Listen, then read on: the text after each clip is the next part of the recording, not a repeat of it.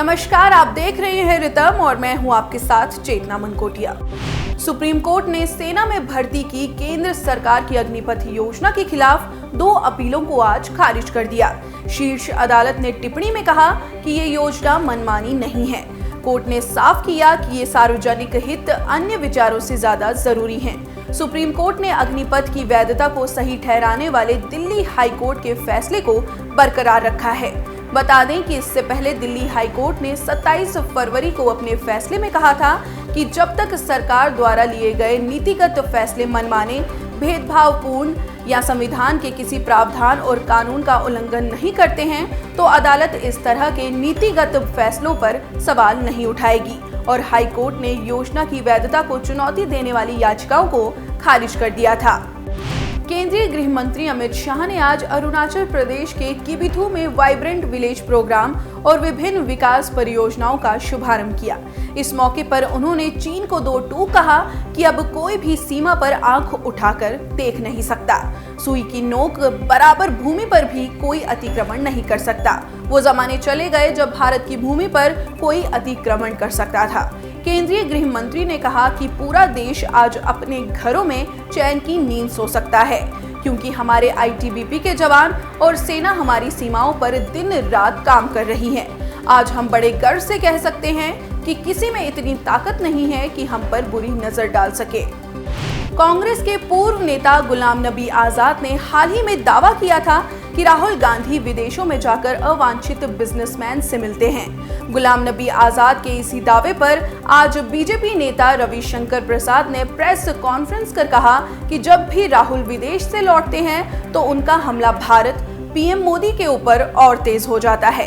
क्या राहुल गांधी भारत विरोधी व्यवसायियों के साथ मिलकर देश को कमजोर करने का काम कर रहे हैं? उन्होंने पूछा कि राहुल गांधी हर 4-5 महीने पर विदेश जाते हैं, किससे मिलते हैं, ये बिजनेसमैन कौन हैं? ये देश जरूर जानना चाहेगा। रविशंकर ने कहा कि गुलाम नबी आजाद ने जो कहा है, राहुल उसका जवाब दें। उनका एजेंडा क्या है? राष्ट्रपति द्रौपदी मुर्मू ने आज राष्ट्रपति भवन सांस्कृतिक केंद्र में एनआईएफ के 11वें द्विवार्षिक राष्ट्रीय ग्रास रूट इनोवेशन और उत्कृष्ट पारंपरिक ज्ञान पुरस्कार प्रदान किए। साथ ही स्पोर्ट्स ग्राउंड में festival of innovation and entrepreneurship 2023 का भी उद्घाटन किया। राष्ट्रपति ने कहा कि जमीनी स्तर पर नागरिकों में विज्ञान और प्रौद्योगिकी आधारित नवोन्मेषी समाधानों को तैयार करने और अपनी सर्वोत्तम क्षमताओं के अनुसार देश की सेवा करने की क्षमता है। पंजाब पुलिस को बड़ी सफलता हाथ लगी है। पंजाब आईजीपी सुखचैन सिंह गिल ने प्रेस कॉन्फ्रेंस कर बताया कि वारिस पंजाब डे के प्रमुख अमृतपाल सिंह के करीबी पप्पलप्रीत सिंह को अमृतसर के काथू नंगल इलाके से एनएसए के तहत गिरफ्तार किया गया है। आईजीपी ने बताया कि वह 6 मामलों में वांछित भी है और अब कानून के अनुसार कार्रवाई की जाएगी। बता दें कि अमृतपाल सिंह 18 मार्च से फरार चल रहा है, जिसकी तलाश पंजाब से बाहर अन्य राज्यों में भी की जा रही है। वित्त मंत्री निर्मला सीतारमण 1 सप्ताह की अमेरिका यात्रा पर हैं। निर्मला सीतारमण वर्ल्ड बैंक की 2023 स्प्रिंग मीटिंग्स और G20 से जुड़ी कई और बैठकों में शामिल होंगी। इसके साथ ही वे IMF की बैठक में भी हिस्सा लेंगी। निर्मला सीतारमण दुनिया भर के वित्त मंत्रियों और केंद्रीय बैंकरों के साथ बैठकों में भाग लेंगी। वहीं 12 अप्रैल को G20 वित्त मंत्रियों और सेंट्रल बैंक गवर्नर्स की FMCBG की बैठक होगी। इसकी अध्यक्षता संयुक्त रूप से सीतारमण और भारतीय रिजर्व बैंक के गवर्नर शक्तिकांत दास करेंगे। यूक्रेन की पहली उप विदेश मंत्री एमिन दजापरोवा 4 दिवसीय दौरे पर भारत आई है। दजापरोवा ने आज विदेश मंत्रालय में सचिव संजय वर्मा से मुलाकात कर कई अहम मुद्दों पर बातचीत की। इस दौरान एमिन दजापरोवा ने कहा कि अगर मेरे राष्ट्रपति की बात प्रधानमंत्री मोदी से होती है तो वह उनको यूक्रेन आने का न्योता जरूर देंगे। मुझे लगता है कि एक वैश्विक खिलाड़ी के रूप में भारत वास्तव में दुनिया का विश्व गुरु है और मूल्यों और न्याय के लिए लड़ते हुए हमने यूक्रेन में यही महसूस किया है। पश्चिम बंगाल में रामनवमी की शोभा यात्रा के दौरान हुई हिंसा के मामले में राष्ट्रीय मानव अधिकार आयोग यानी NHRC की फैक्ट फाइंडिंग टीम ने कई सवाल खड़े किए हैं। टीम के chief retired justice L Narasimha Reddy ने कहा कि बंगाल के हावड़ा और हुगली में हुई हिंसा के पीछे सीएम ममता बनर्जी की विफलता जिम्मेदार है। बंगाल सरकार ने सारे नियमों का उल्लंघन किया। उन्होंने मानव अधिकार के तहत पुलिस की भूमिका पर भी सवाल खड़े किए। सोशल मीडिया प्लेटफॉर्म ट्विटर ने बीबीसी को सरकार द्वारा वित्त पोषित मीडिया संगठन के रूप में लेबल दिया है।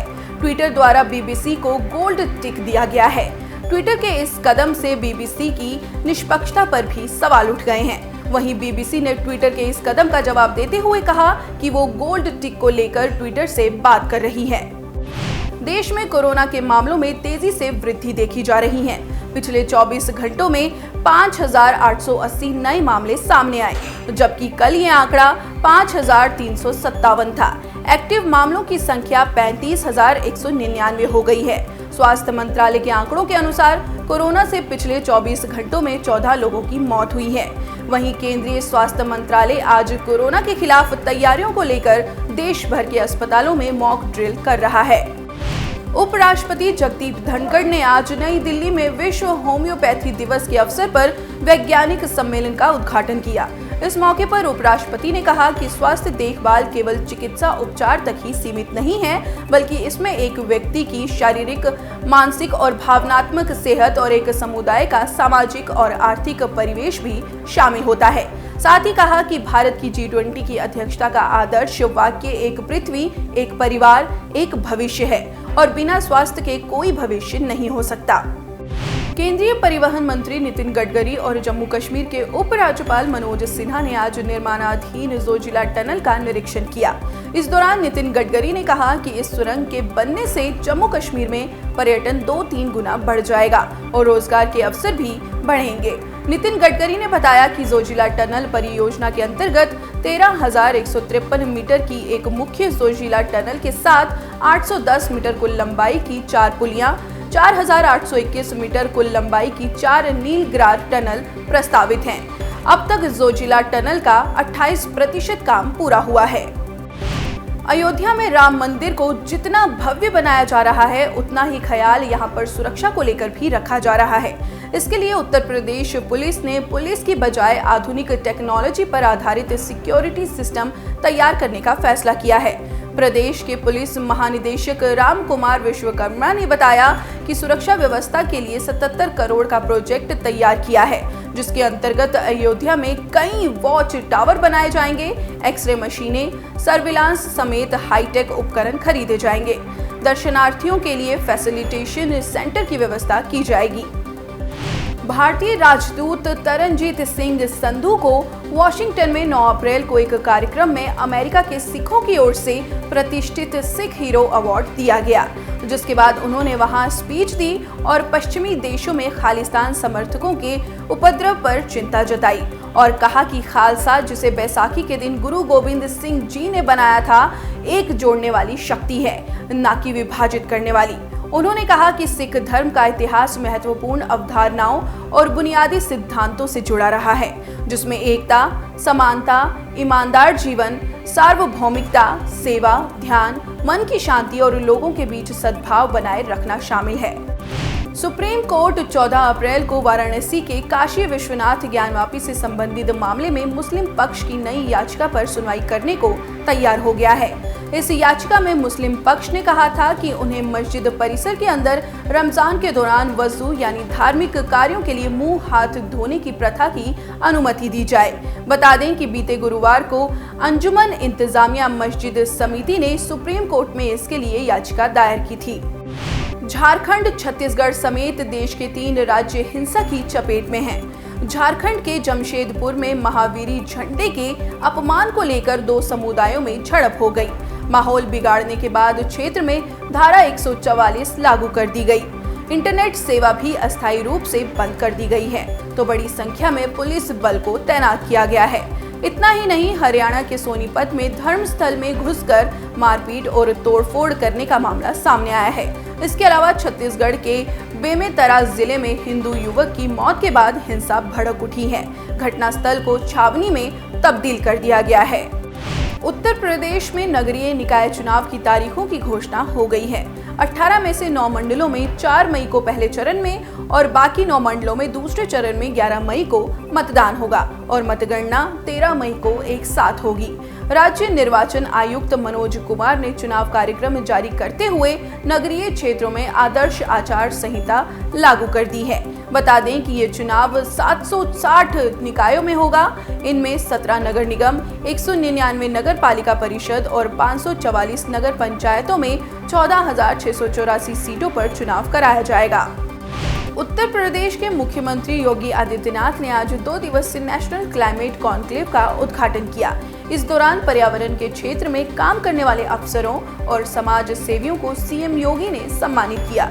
इस मौके पर सीएम ने घोषणा की है कि आगामी जुलाई माह में प्रदेश भर में 35 करोड़ पौधारोपण किया जाएगा। साथ ही मुख्यमंत्री योगी आदित्यनाथ ने कहा कि 2017 में जब हमें सरकार बनाने का अवसर प्राप्त हुआ तब पहले वर्ष हमने 5 करोड़ फिर 10 करोड़ पौधारोपण किया और विगत 6 वर्षों में उत्तर प्रदेश में 133 करोड़ पौधारोपण का कार्य किया गया है। CVC यानी केंद्रीय सतर्कता आयोग ने सार्वजनिक क्षेत्र के बैंकों, बीमा कंपनियों और सरकारी विभागों से 1 महीने के भीतर भ्रष्टाचार की शिकायतों पर तथ्यात्मक रिपोर्ट मुहैया कराने को कहा है। CVC से जुड़े अधिकारियों ने सोमवार को कहा कि इस कदम का उद्देश्य भ्रष्टाचार की शिकायतों पर समय पर कार्रवाई सुनिश्चित करना और अत्यधिक देरी को रोकना है। भारतीय रेलवे लगातार विकास के नए आयाम छू रहा है। इसी क्रम में पूर्वी सीमांत रेलवे माल ढुलाई में लगातार वृद्धि दर्ज कर रहा है। NF रेलवे की ओर से बताया गया है कि वित्त वर्ष 2022-23 के दौरान 14,680 माल ढोने वाले रेक अनलोड किए गए थे। वित्त वर्ष 2021-22 की तुलना में ये 6.71% की वृद्धि है। वहीं मार्च 2023 के दौरान 1,352 माल ढोने वाले रैक अनलोड किए गए थे। भारतीय क्रिकेट कंट्रोल बोर्ड यानी BCCI ने आगामी घरेलू सीजन के लिए शेड्यूल की घोषणा कर दी है। 2023-24 घरेलू सीजन की शुरुआत 28 जून को दलीप ट्रॉफी टूर्नामेंट से होगी। वहीं प्रतिष्ठित रणजी ट्रॉफी अगले साल 5 जनवरी को शुरू होगी।